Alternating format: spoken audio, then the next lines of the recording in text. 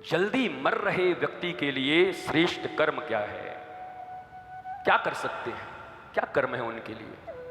बाकी बहुत सारे प्रश्न हैं। धर्म किसकी शरण में गया, भगवान का अवतार क्यों होता है, सृष्टि क्यों होते हैं, ये सब आप जान के भी क्या करोगे। अपनी जो सृष्टि किए हो घर में उसको ठीक करो पहले।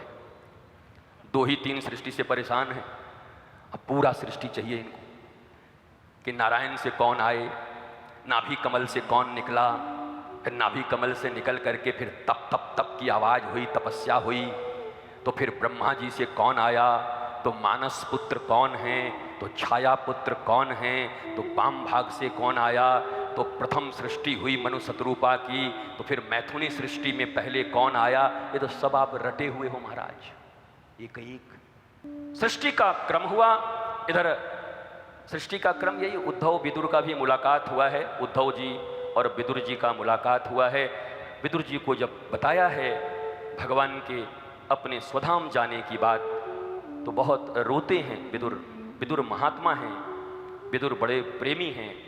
विदुर बार बार कहते हैं कि उद्धव जी आप कितने कृपा पात्र हैं, भगवान के सदा उनके साथ रहे। उद्धव जी कहते हैं विदुर जी मैं तो शरीर से साथ था, पर हर बात में ठाकुर आपको याद करते हैं, आपसे बड़ा कौन हो सकता है, आप यादों में थे। जब 2 संत मिलते हैं तो भगवंत की और एक दूसरे की श्रेष्ठता की चर्चा करते हैं, और जो जब दुष्ट मिलते हैं तो अपने अपने अहंकार में, देवता भगवान तो पीछे चले ही गए, अपने अहंकार में सबको नष्ट करने की बात सोचते हैं। जो जैसा मिले, शराबी शराबी से, कबाबी कबाबी से, संत संत से, उद्धर और विदुर का मुलाकात। लेकिन जब पूछा कि कुछ सुनाओ और सुनाओ, भागवत ज्ञान दिया है भगवान ने आपको, जरा वो सुनाओ। उद्धव जी ने कहा सुना मैंने जरूर है, पर परंपरागत तरीके से कहने का अधिकारी मैं नहीं हूं। बोला क्यों? बोला भगवान ने मैत्रेय ऋषि को भी सुनाया था और कहा कि परंपरागत तरीके से विदुर अगर पूछे तो मैत्रेय को बोलना को उनको हमारा भागवत धर्म को सुनाएंगे। महाराज भगवान ने बड़ी बात कह दी है, ये सबको हम सबको ध्यान देना पड़ेगा। विदुर जी को उद्धव सब सुना सकते थे, उद्धव से बड़ा ज्ञानी कौन? बृहस्पति का शिष्य महाराज वृषणवंशी, कौन उनके सामने टिका है। लेकिन कहा नहीं नहीं नहीं, मैत्रेय जी सुनाएंगे। और मैत्रेय और विदुर का संवाद है। एक बड़ा प्यारा प्रश्न किया है कि सभी लोग कर्म करते हैं सुख के लिए, पर उनको दुख क्यों मिलता है? अब बताओ, ये 1000 वर्ष, 2000, 3000, 4000, 5000 जितने वर्ष पहले लिखा गया हो, और कथा उस समय की है, पर आज लागू है कि नहीं आप पर? हर मनुष्य कर्म करता है सुख के लिए, पर उसको दुख क्यों मिलता है?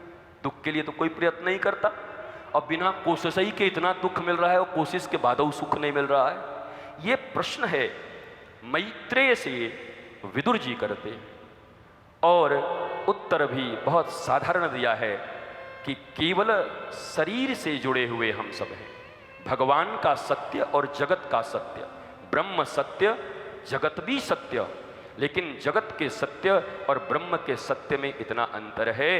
ब्रह्म का सत्य शाश्वत है, शाश्वत जो सदा था, है, रहेगा। जगत में जो सत्य दिखाई पड़ रहा है वो कल नहीं था, आज है, कल फिर हो सकता है, और परसों फिर गायब हो सकता है।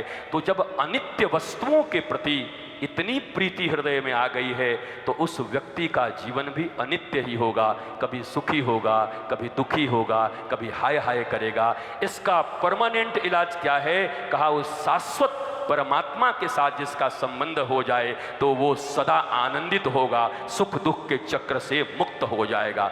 सुख है तो दुख भी होगा, दुख है तो सुख भी होगा, पर आनंद में आ गए जय कन्हैया लाल की तो फिर कुछ नहीं होना, फिर मामला बन जाएगा, बात बन जाएगी।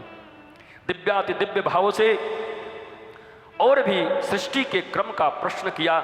नारायण 24 तत्व 25वां स्वयं को उन्होंने प्रस्तुत किया। उस जल में, जो जल में निवास करते हैं उनको नारायण भी कहते हैं। नारायण, नारायण से ब्रह्मा, और ब्रह्मा से ये सब जितने सनक सनंदन, ये वो नारद जी सब, और ये सब करते कराते अब मनु और शतरूपा और छाया से करदम ने जन्म लिया।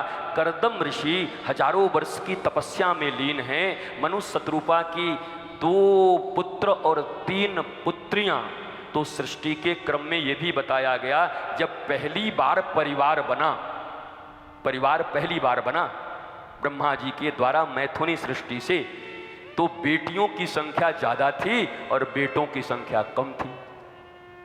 तो हम तो मानते ही नहीं मनु शतरूपा को भी, हम तो ब्रह्मऊ को नहीं मानते, सृष्टि को भी नहीं मानते। अब तो हम दिन रात लगे हुए हैं कि ये क्या क्या जांच होता है, वो अल्ट्रासाउंड करा लें और वो हो तो ठीक है, नहीं तो काम खत्म। तो ये भागवत सुनने से क्या फायदा है बताओ हम, जब सृष्टि के प्रथम में ही कन्या 3 और पुत्र 2, मतलब कन्याओं की प्रधानता है, बेटियों की प्रधानता है। तब आज बेटी बचाओ बेटी बढ़ाओ, ठीक है, अच्छी बात है, पर हमारे शास्त्र ही में तो लिखा है, ये कोई बाहर से आया है क्या? सब हमारे वेद शास्त्र का सिद्धांत है, हम पढ़े नहीं हैं, इसलिए बीच बीच में कोई कुछ बोल दे। अभी कोई खड़ा होकर के कुछ बोल दे, बोले सत्य बोलना चाहिए, वाह वाह वाह वाह, लिखे इनके नाम से सत्य बोलना चाहिए, श्री श्री 1008 फलाने जी महाराज। अरे महाराज वो तो बहुत पहले लिखा हुआ है, शास्त्रों में लिखा हुआ है।